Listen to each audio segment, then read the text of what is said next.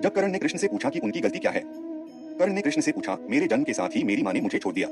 द्रोणाचार्य ने मेरा गुरु बनने से मना कर दिया क्योंकि मैं क्षत्रिय नहीं हूँ, और परशुराम जिन्होंने मुझे शिक्षा दी उन्होंने मुझे सब कुछ भूल जाने का श्राप दिया क्योंकि मैं क्षत्रिय हूँ। मेरे तीर से गलती से एक ब्राह्मण की गाय मर गई और उसने मुझे श्राप दे दिया। द्रौपदी के स्वयंवर में मेरा अपमान हुआ। मेरी जन्मदात्री माँ कुंती ने अंततः अपने अन्य पुत्रों को बचाने के लिए ही मुझे सत्य बताया। मुझे जो कुछ भी प्राप्त हुआ वह दुर्योधन की दया से प्राप्त हुआ, तो फिर मैं उसका पक्ष लेकर गलत कैसे हूँ?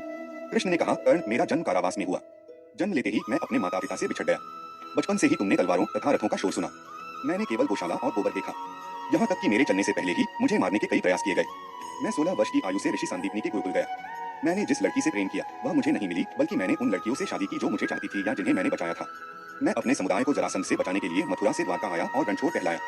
यदि दुर्योधन युद्ध जीतता है तो श्रेय आपको मिलेगा, यदि युधिष्ठिर युद्ध जीता तो मुझे युद्ध का दोष मिलेगा।